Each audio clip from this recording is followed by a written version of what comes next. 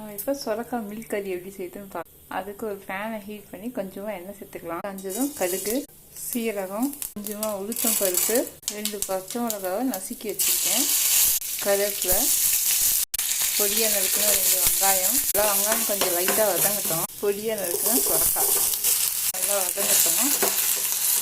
கொஞ்சமாக மஞ்சள் பொடி, தேவையான அளவு உப்பு வதங்கட்டும். அடுப்பு சிம்மில் வச்சு மூடி போட்டு வேக வச்சிடலாம். சொரக்காய் நல்லா வதங்கிடுச்சு. இப்போ பால் சேர்த்துக்கலாம். நல்லா கலந்துட்டுக்கலாம். நம்ம சொரக்காய் பால் ரெடி ஆகிடுச்சு. இப்போ கொத்தமல்லி தூவிடலாம். இது சப்பாத்தி, ரொட்டிக்கு ரொம்ப சூப்பராக இருக்கும். சாதத்துக்கும் நல்லாயிருக்கும். நீங்களும் ட்ரை பண்ணி பாருங்கள். பிடிச்சிருந்தால் நம்ம சேனலை சப்ஸ்கிரைப் பண்ணுங்கள். மறக்காமல் லைக் பண்ணுங்கள், கமெண்ட்டும் பண்ணிடுங்க. தேங்க்யூ. பாய் பாய்.